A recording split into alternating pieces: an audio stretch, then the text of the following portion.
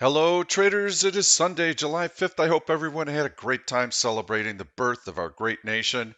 Turned on the computer screen, wanted to see how the action was shaping up over the weekend. We've got the S&P futures currently up about 2 points after hours. So let's take a look at the market, see if we can find a decent trade. I've got one in mind. Actually, I had it in mind from Friday's close. You can see how the SPY had been trending downward on a daily basis. And we breached above that downward sloping trend line last week after testing the 200-day moving average twice. But on each one of these tests, there were multiple mini tests. 1, 2, 3. Then we rallied off of it, came back down. 1, 2, 3, 4. 4 times tested. This support level is going to hold. We're coming up on earnings season right now. Buyers tend to be really engaged in the market because mega cap tech stocks announce early. The front end of earnings season is loaded with the best companies, so they don't want to short. Everybody wants to be long. The expectations are high that the earnings are going to be decent. We had excellent employment numbers last week. The jobs report on Friday was better than expected. The ADP report on Wednesday was also better than expected. We had ISM manufacturing come out Wednesday. It was better than expected. So, from an economic standpoint, the numbers were good. From a technical standpoint, we had a test of this 200-day moving average multiple times over the course of the last few weeks. I believe that support is going to hold firm for at least 2, 3, maybe 4 weeks or so as we start getting through earnings season. Toward the end of earnings season, the further we get into August, then I start getting a little bit bearish because the coronavirus is starting to accelerate, and that is going to keep our recovery on a very, very slow pace. And I believe that we may even start seeing some credit issues as we get into late August, early September. And by that time, also, we'll be on the eve of elections coming up. So we'll have a number of other factors coming into play. I believe that we could see some selling later in August, early September. But until then, everything looks fine. Market's going to be waiting for earnings season, and there are going to be some excellent post earnings opportunities for us. So we're going to try and keep it fairly light right now. I view this as a low probability trading environment. I believe the market could go either way from here. So that means you need to keep your size small. Look for opportunities where you've got really, really strong stocks. Post earnings, great earnings reaction, technical support. Those will be the types of setups that we'll be able to take advantage of. But again, we're not going to be spreading our wings. We're just going to be trying to generate some income while the market's trying to find its next direction. So, as I take a look at the S&P 500, I'm going to go into a 5-minute chart, and I want to show you the price action.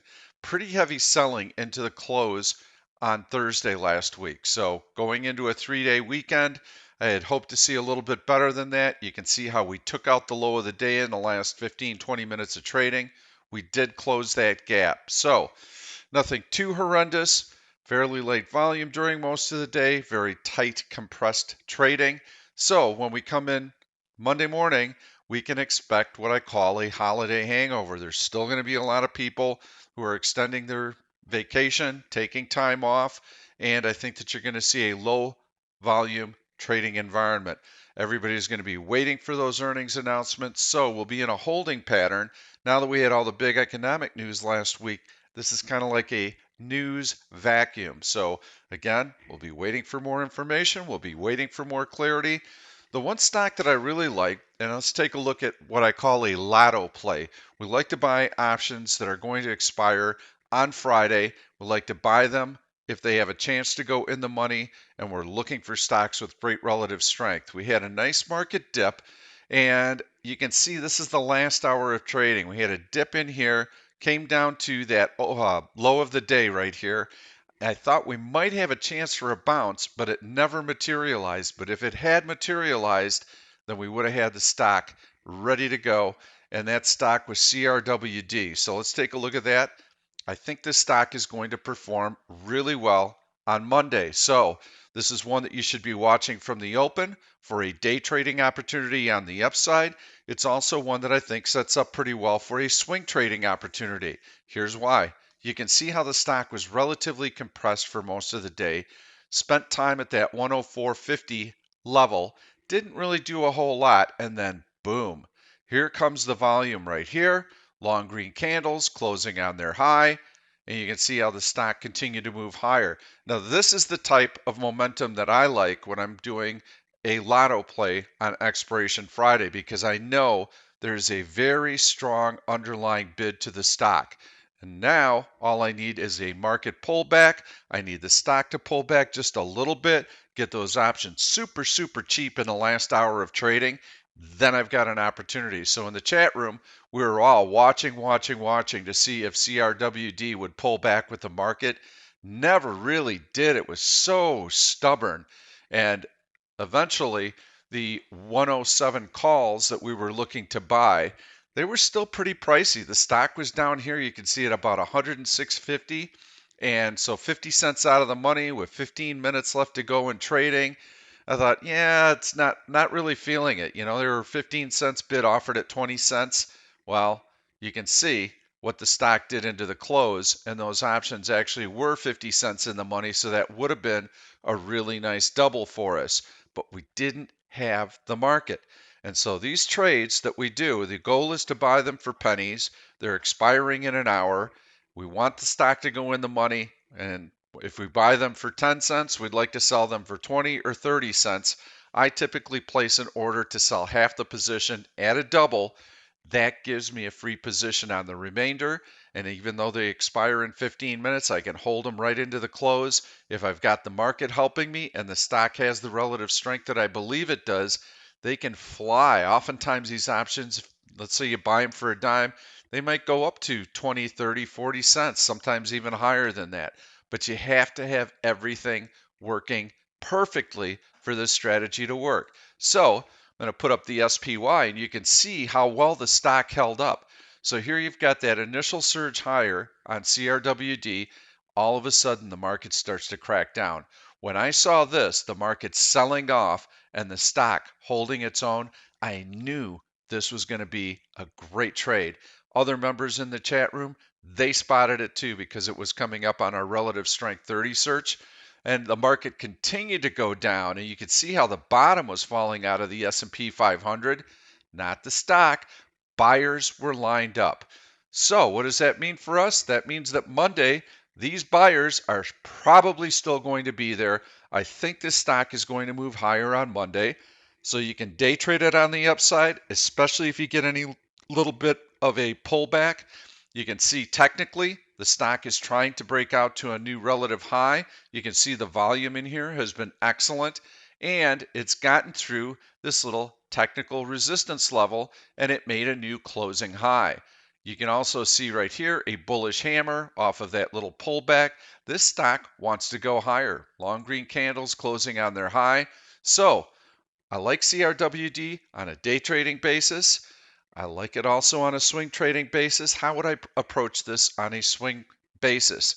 I'm going to put up a trend line, and we'll come down to this point right here, and we'll drop that trend line so that it touches that low right there.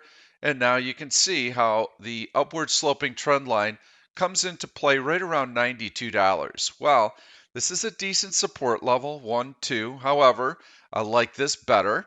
I like this better. And actually, I'd love to be able to get down to that $88 price right here because that's where the stock had closed and then it gapped higher. So I think that this support level at $88 should hold. Got that support, and we've got the upward sloping trend line. Got a couple long tails under body here, so those should also lend support to it. How would I play it? I would take a look and see if I can sell a decent option spread expiring on July 17th, which would be normal expiration. So we've got about 2 weeks worth of risk in the position. And I'm just scrolling back so you can see the expiration date. And there's the July 10th expiration date. Let me close that because we're going to go out to the July 17th right here. And we're going to go down to that $88 strike price, but there isn't an $88 strike price, only 87.50s. So I'm going to click on the bid. That would mean that I'm going to sell that option.